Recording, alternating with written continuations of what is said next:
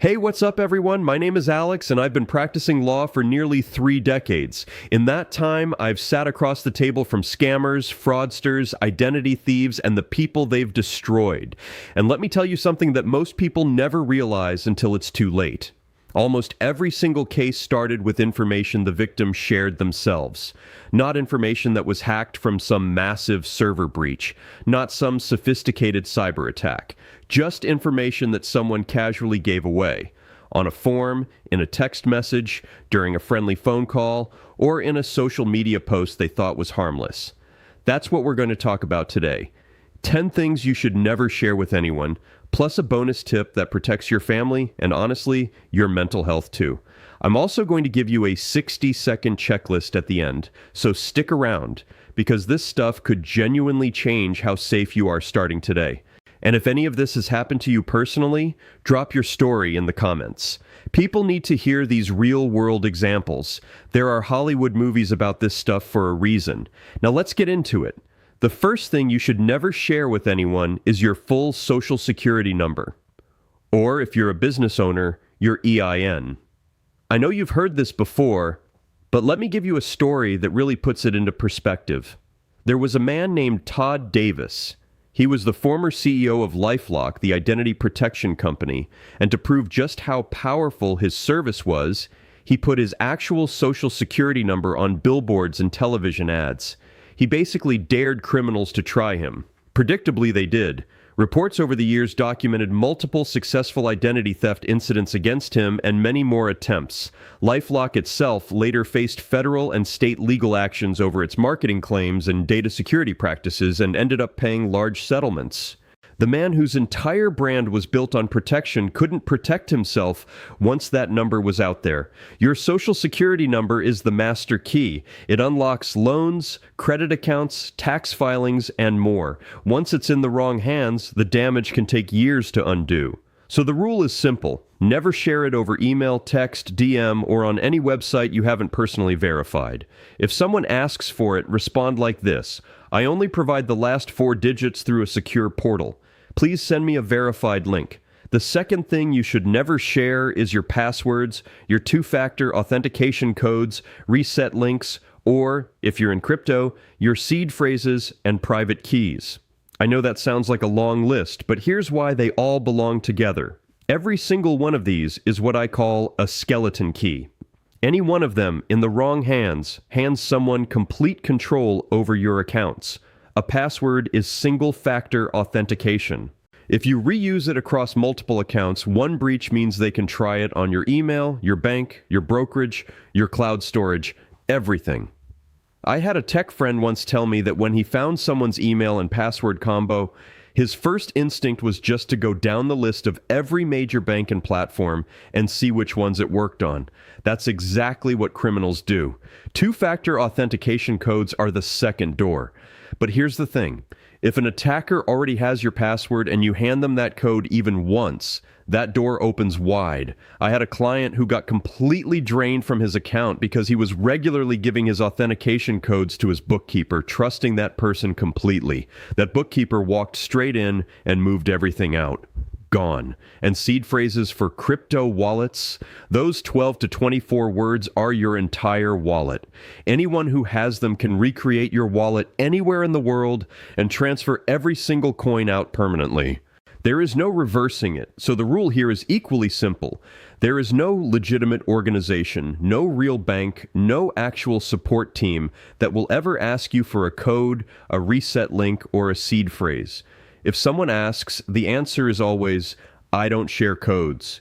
If this is legitimate, I'll log in myself and verify directly. The third thing that trips people up constantly is sharing financial account information. And I'm not just talking about handing someone your bank login. I mean wire instructions, account numbers, routing numbers, crypto wallet addresses, any of it. Let me tell you about something that happened to a friend of mine recently, because this one is almost too easy to fall for. He had a borrower, a construction guy, that he regularly wired money to as part of a line of credit arrangement. One day, he gets an email that looks completely identical to every previous wire request. Same format, same language, even the same email address. He almost wired the money without a second thought, but something made him call the borrower afterward just to confirm. The borrower said, "What money? What are you talking about?"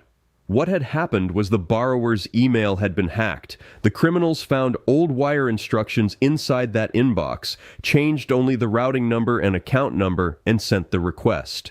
My friend caught it just in time, and the receiving bank was able to stop the transfer.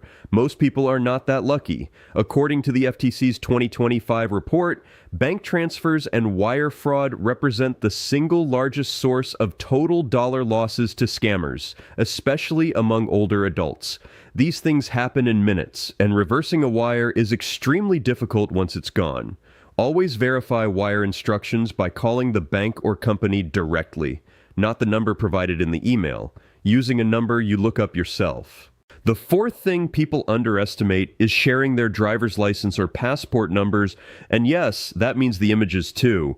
Most people think twice before texting a photo of their ID, but they don't think twice about typing out the number in a form or an email. Here's why that matters. Most banks, brokerages, crypto exchanges, and fintech apps accept a photo ID to pass their Know Your Customer verification process.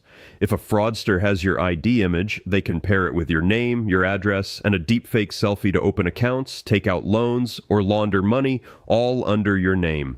I've actually had service providers ask me to send my license during an account recovery, and even in that moment I thought, if someone had this image, how easy would it be to reset everything I own? There's also that barcode on the back of your license, the machine-readable zone, which encodes your date of birth, document number, and other personal data that can be scraped and reused at scale. Treat your ID the way you'd treat your house key. Share it rarely, only through secured, verified channels, and assume that any copy you send can be copied, forwarded, or stolen. The fifth thing you should never casually share is your full date of birth combined with your full legal name and place of birth. The fifth thing you should never casually share is your full date of birth combined with your full legal name and place of birth. I know it sounds like harmless information when it's the kind of thing people put on birthday posts or fill out on random forms without a second thought. But together, these three pieces of information are essentially a fingerprint that allows data brokers and scrapers to stitch together your entire life. Your past addresses, your relatives, your former employers, your county records, all of it becomes linkable once someone has that combination. Many banks and financial institutions still use knowledge-based authentication questions tied to public records, which means your date of birth and birthplace can sometimes be enough for an attacker to pass a call center identity check or trigger an online account reset. I literally went through this recently with a major brokerage. They were asking me about former addresses and counties I'd lived in as verification. That's exactly the kind of data criminals exploit. And scammers are sophisticated about this. They'll call you and say something like, "Hi, I'm calling from the county clerk's office, and our records show your birth date as blank." And they'll get it right because they pulled it from a voter registration or public vital record. And that legitimacy gets you to start confirming or correcting details, which is exactly how they extract even more from you. Seniors are particularly targeted this way. The rule is to share less by default. Give a month and year only if pressed. Omit your birthplace unless it's legally required.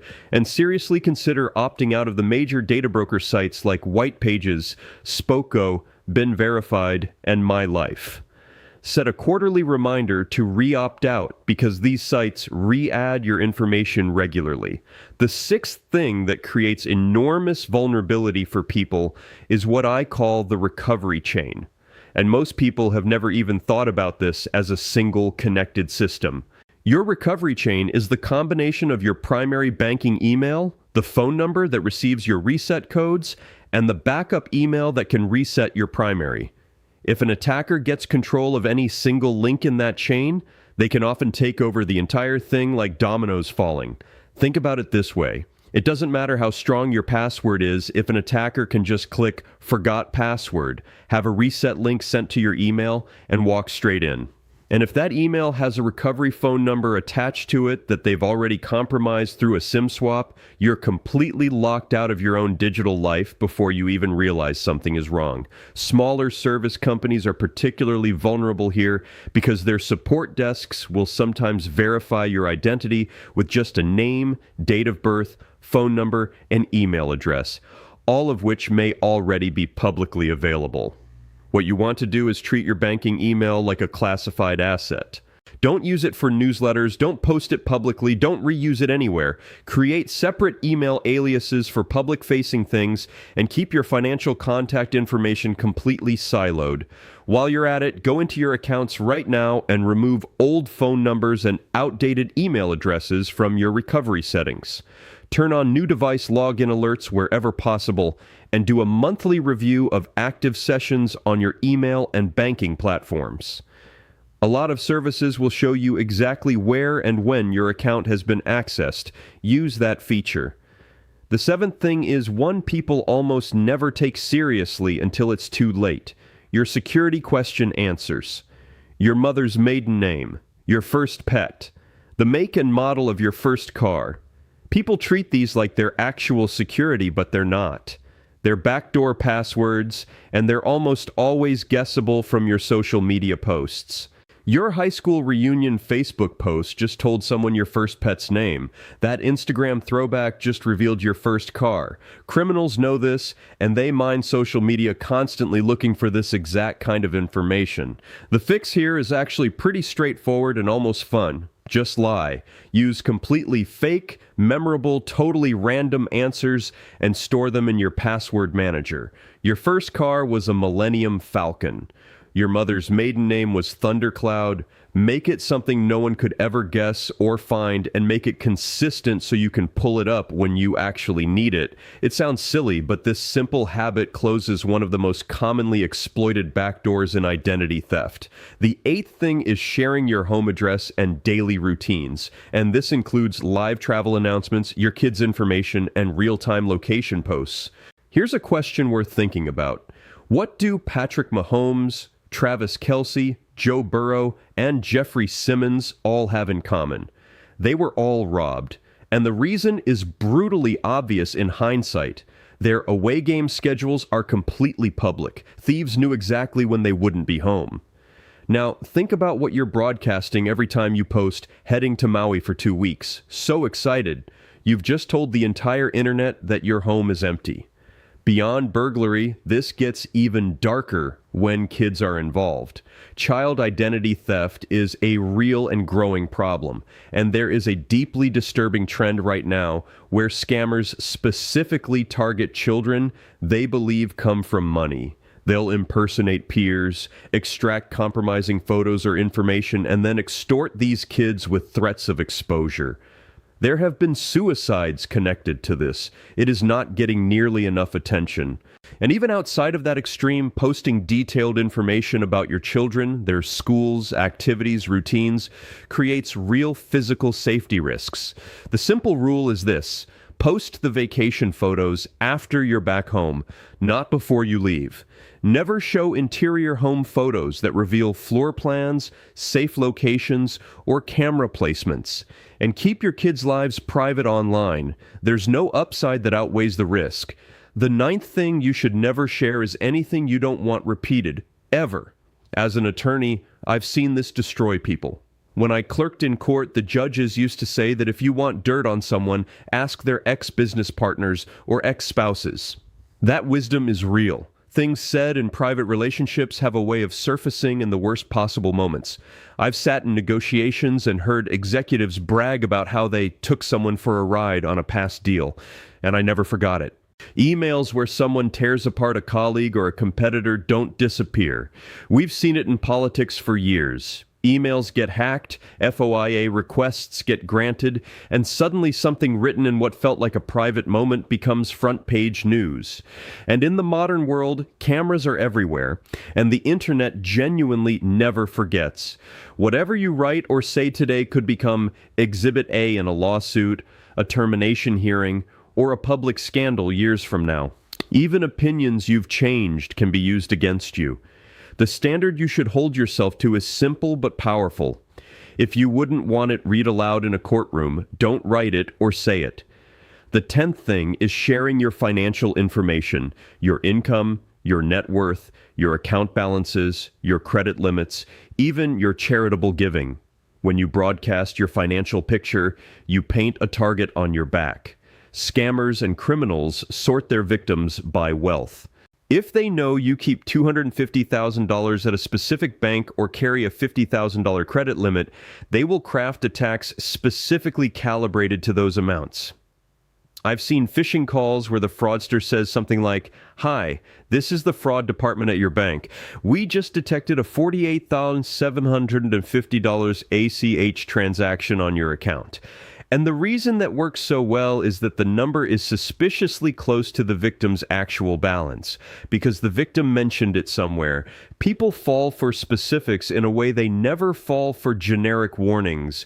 Beyond that, if you're in any kind of legal dispute or negotiation, broadcasting your wealth is one of the worst things you can do. Plaintiffs' attorneys calibrate their demands based on what you've publicly bragged about. Contractors raise their prices when they know your budget. And physical thieves, we've seen this repeatedly with people who publicly show off expensive watches or talk about what they keep in their home safe, will follow you, learn your routine, and come for it. Keep your financial life private. The best wealth is invisible wealth. And as a final bonus, be deeply careful about sharing your mental health struggles or family conflicts in public or casual settings. You absolutely deserve support, and there is nothing wrong with seeking it. But public disclosure of mental health history, marital conflict, custody issues, or personal crises can be weaponized against you in ways you don't anticipate. In employment decisions, in legal disputes, in targeted scams where someone uses your vulnerability as a lever. Keep those conversations inside privileged, protected relationships. Licensed therapists, attorneys, trusted family. If you seek community support online, use anonymous forums and never link them to your real identity.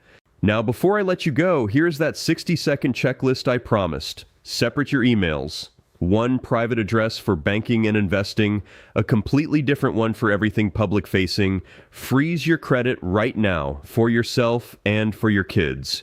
Use authenticator apps instead of SMS for two-factor authentication wherever possible. Share documents only through secure portals, not email. Watermark and redact anything sensitive before it leaves your hands. Turn on login alerts and review active sessions monthly. Delay posting big wins, travel plans, and major purchases until after they happen. And consider using anonymous LLCs, privacy trusts, and P.O. boxes to keep your name off public records wherever you legally can. Stay invisible. That is the foundation of real asset protection. And I'll put a link to the next video on exactly how to do that. Thanks for watching, guys.